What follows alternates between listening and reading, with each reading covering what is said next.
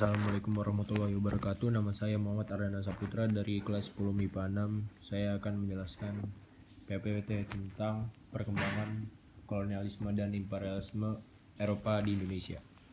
Perkembangan kolonialisme dan imperialisme Eropa. Pengertian kolonialisme adalah kolonialisme berasal dari kata kolonus atau kolonia yang berarti suatu usaha untuk mengembangkan kekuasaan suatu negara di luar wilayah negara tersebut. Kolonialisme pada umumnya bertujuan untuk mencapai dominasi ekonomi atas sumber daya manusia dan perdagangan di suatu wilayah. Wilayah koloni umumnya adalah daerah-daerah yang kaya akan bahan mentah untuk keperluan negara yang melakukan kolonialisme.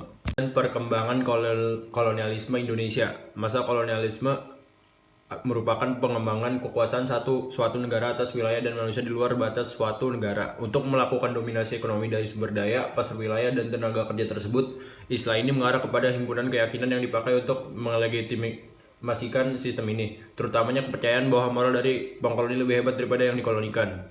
Perkembangan kolonialisme di Indonesia. Revolusi Indonesia memberikan pengaruh terhadap perekonomian, khususnya di kawasan Eropa telah mendorong negara-negara barat telah melakukan penjelajahan samudra. Penjelajahan ini untuk mencari daerah yang akan dijadikan jajahan. Di tempat-tempat yang sudah berhasil dikuasai, para penjelajah melakukan eksploitasi besar-besaran terhadap sumber daya alam dan memasukkan hasil industri dari negaranya.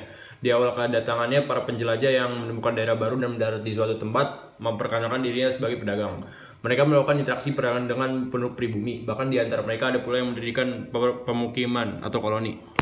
Kedatangan dan terbentuknya kolonialisme Indonesia. Masuknya kolonialisme di Indonesia, sejarah perkembangan kolonialisme berawal dari saat Vasco da Gama yang berasal dari Portugis berlayar ke India pada tahun 1498. Berawal dari pencarian jalan ke timur untuk mencari sumber rempah-rempah. Perlombaan dalam mencari tanah jajan dimulai kuasa barat Portugis dan juga Spanyol, kemudian diikuti Inggris dan Belanda untuk berlomba-lomba dalam mencari daerah penghasil rempah dan juga untuk berusaha menguasainya. Kedatangan bangsa Eropa di Indonesia. Hubungan perdagangan Asia Eropa yang berlangsung selama berabad-abad mengalami gangguan dengan adanya perang salib dari 1096 sampai 1291 Masehi. Puncaknya terjadi setelah kota Konstantinopel dikuasai oleh Turki Utsmani tahun 1453 yang berakibat hubungan perdagangan tersebut terputus total. Akibatnya bangsa Eropa terpaksa mencari jalan sendiri menuju ke daerah penghasil rempah yaitu Hindia atau Indonesia, sehingga dimulailah zaman penjelajahan samudra. Faktor-faktor yang mendorong terjadinya penjelajahan samudra antara lain: 1. Reconquista, yaitu semangat pembalasan bangsa Eropa terhadap kekuasaan Islam dimanapun dijumpai sebagai tindak lanjut dari perang salib. Yang kedua, gold, yaitu semangat untuk mencari kekayaan atau emas. 3. Glory, yaitu semangat mempelajari kejayaan negara atau daerah jajahan. 4. Gospel, yaitu semangat untuk menyebarkan agama Nasrani. 5.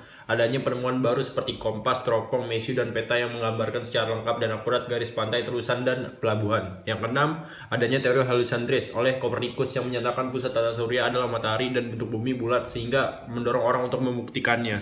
Di Indonesia, awalnya hubungan antara kerajaan atau bangsa Indonesia dengan bangsa Eropa berjalan setara. Mereka saling menghormati dan bekerja sama dalam perdagangan. Namun dalam perkembangannya nampak tujuan asli bangsa Eropa yang akan memenuhi peperangan rempah-rempah serta menguasai wilayah penghasil rempah-rempah tersebut.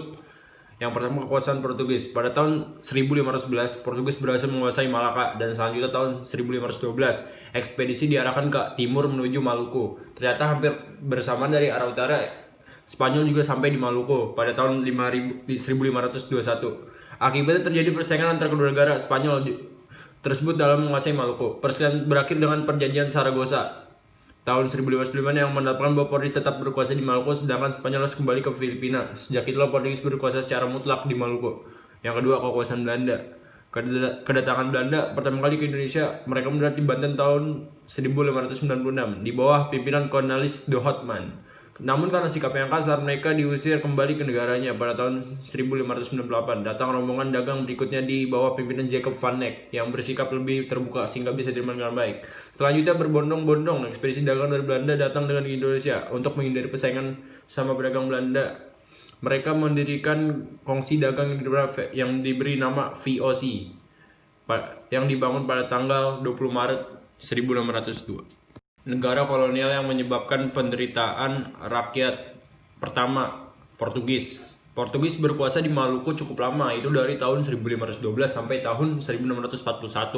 Selama berkuasa mereka menerapkan kebijakan-kebijakan yang sangat berpengaruh bagi rakyat di daerah Maluku, yaitu yang pertama, berusaha menanamkan pengaruh kekuasaan di Maluku. Yang kedua, menyebarkan agama Katolik di daerah-daerah yang dikuasai. Yang ketiga, mengembangkan bahasa dan seni musik keroncong Portugis. Yang keempat, sistem monopoli perdagangan cengkeh dan pala di Ternate.